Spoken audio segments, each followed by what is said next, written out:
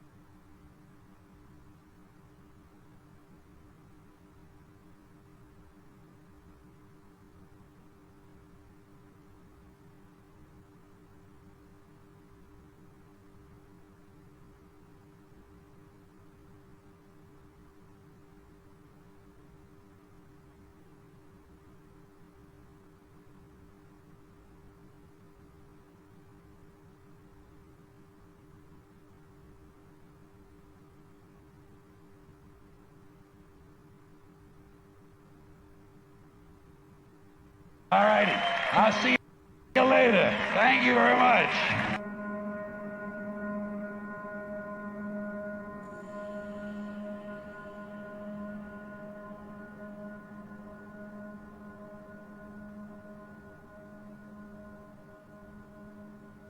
But, Say what you want about America, land of the free, home of the brave.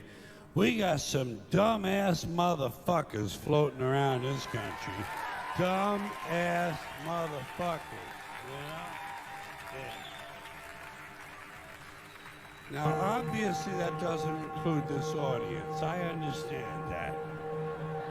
You seem intelligent and perceptive, but the rest of them, holy jumping fucking shitballs. Dumber than a second coat of paint. And this ain't just ranting and raving. This ain't just blowing off steam. I got a little evidence to support my claim. It just seems to me, that only a really low IQ population could have taken this beautiful continent, this magnificent American landscape that we inherited. Well, actually, we stole it from the Mexicans and the Indians, but hey, it was nice when we stole it. It looked pretty good. It was pristine. Paradise. Have you seen it lately? Have you taken a good look at it lately? It's fucking embarrassing. Only a nation of unenlightened half-wits could have taken this beautiful place and turned it into what it is today, a shopping mall. A big fucking shopping mall. You know that? That's all you got. That's all you've got here, folks. Mile after mile of mall after mall. Many, many malls. Major malls and mini malls. They put the mini malls in between the major malls. And in between the mini malls, they put the mini marts. And in between the mini marts, you got the car lots, gas stations, muffler shops, laundromats, cheap hotels, fast food joints, strip clubs, and dirty bookstores. America the Beautiful, one big transcontinental commercial cesspool. And how do the people feel about all this? How do the people feel about living in a coast-to-coast shopping mall? Well, they think it's just fucking dandy. They think it is cool as can be, because Americans love the mall. They love the mall. That's where they get to satisfy their two most prominent addictions at the same time: shopping and eating. Millions of semi-conscious Americans, day after day, shuffling through the malls, shopping and eating, especially eating. Americans love to eat. They are fatally attracted to the slow death of fast food. Hot dogs, corn dogs, triple bacon cheeseburgers, deep fried butter dipped in pork fat and cheese whiz, mayonnaise soaked barbecued mozzarella patty melts. Americans will eat anything, anything, anything. If you were selling sauteed raccoons' assholes on a stick, Americans would buy them and eat them. Especially if you dipped them in butter and put a little salsa on them. This country is big time, big time. Forget the bald eagle. You know what the national emblem of this country ought to be? A big bowl of macaroni and cheese.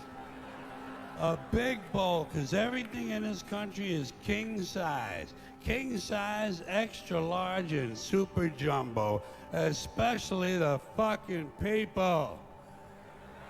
Have you seen some of the people in this country? Have you taken a good look at some of these big fat motherfuckers walking around? Big fat motherfuckers. Oh my God. Huge piles of redundant protoplasm lumbering through the malls like a fleet of interstate buses. The people in this country are immense, massive bellies, monstrous thighs, and big fat fucking asses. And if you stand there for a minute and you look at one of them, you begin to wonder, how does this woman take a shit?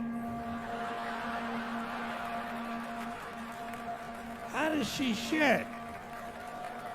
And even more frightening, how does she wipe her ass? Can she even locate her asshole? She must require assistance. Are paramedics trained in this field?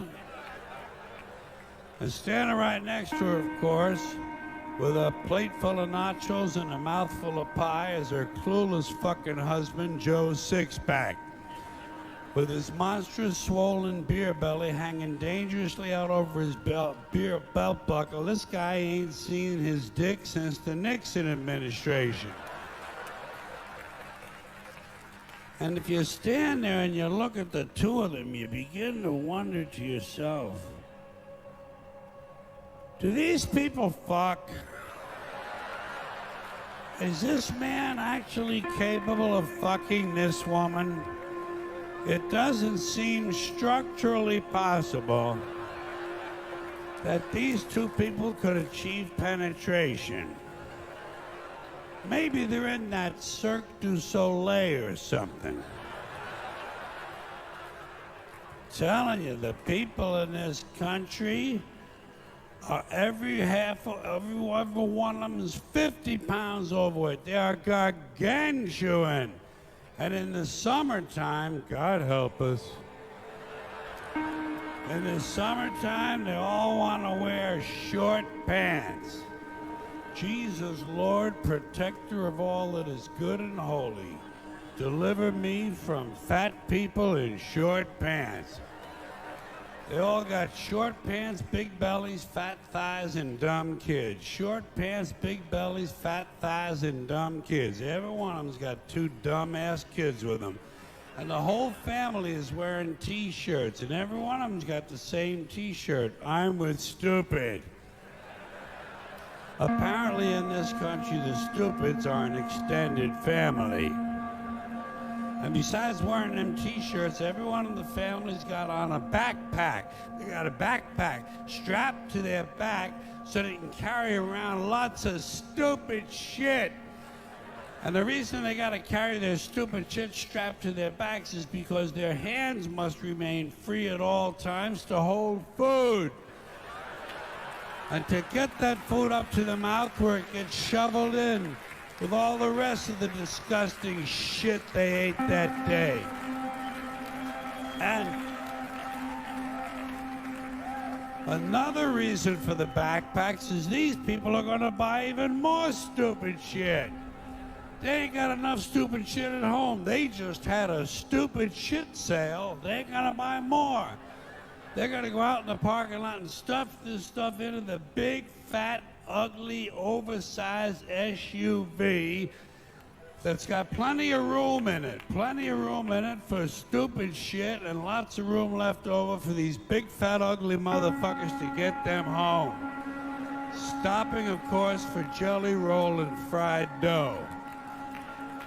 These people are efficient, professional, compulsive consumers.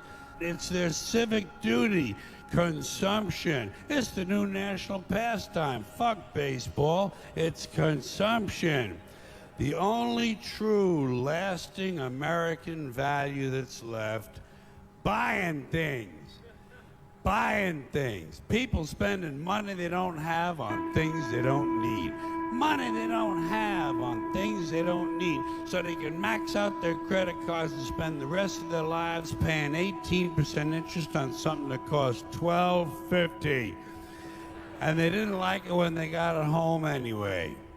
Not too bright, folks. Not too fucking bright. But if you talk to one of them about this, if you isolate one of them, you sit them down rationally, you talk to them about the low IQs and the dumb behavior and the bad decisions, right away they start talking about education. That's the big answer to everything. Education. They said we need more money for education.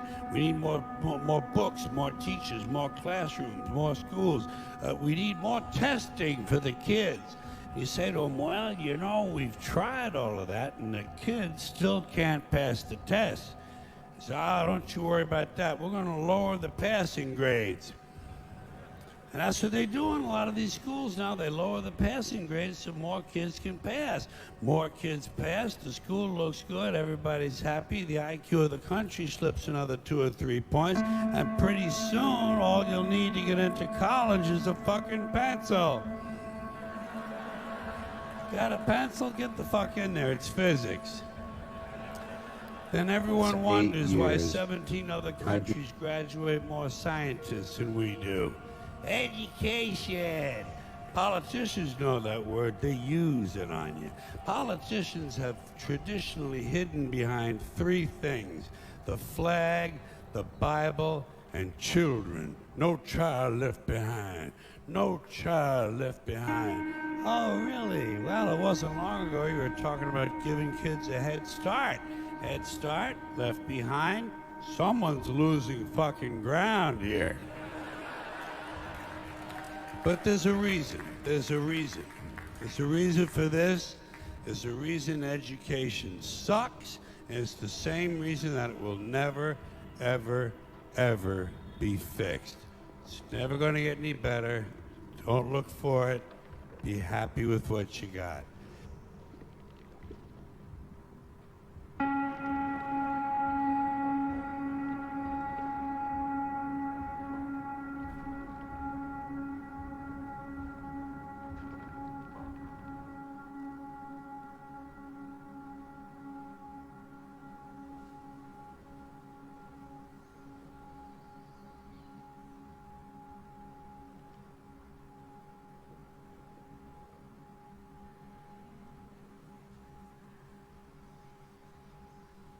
Because the owners of this country don't want that.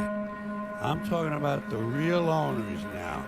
The real owners, the big wealthy business interests that control things and make all the important decisions. Forget the politicians. The politicians are put there to give you the idea that you have freedom of choice. You don't.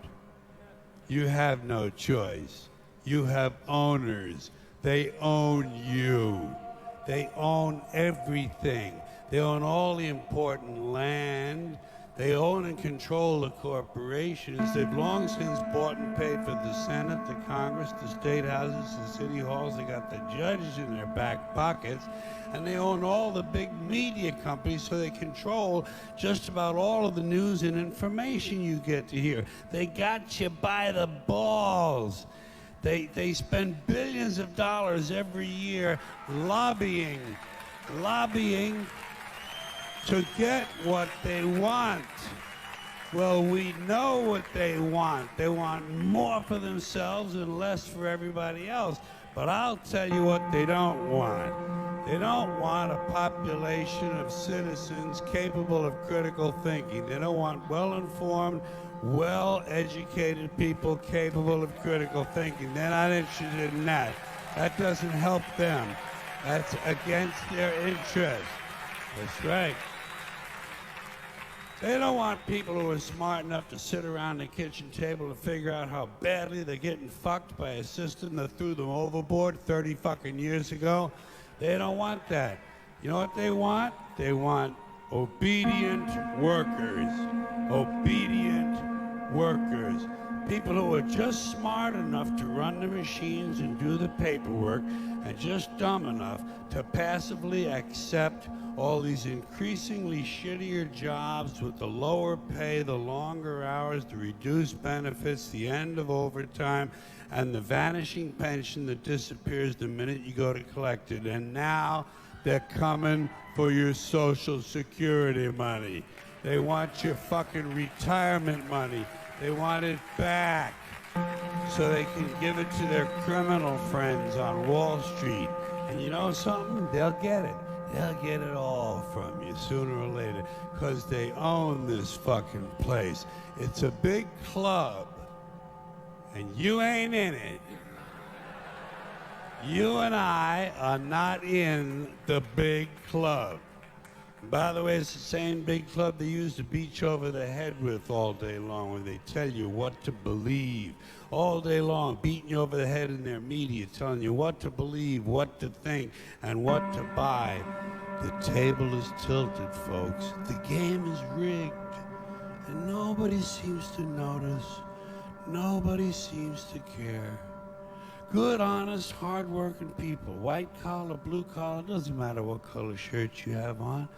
Good, honest, hard-working people continue. These are people of modest means. Continue to elect these rich cocksuckers who don't give a fuck about them. They don't give a fuck about you. They don't give a fuck about you. They don't care about you at all. At all. At all. Man. You know? And nobody seems to notice, nobody seems to care. That's what the owners count on, the fact that Americans will probably remain willfully ignorant of the big red, white, and blue dick that's being jammed up their assholes every day. Because the owners of this country know the truth. It's called the American dream, because you have to be asleep to believe it.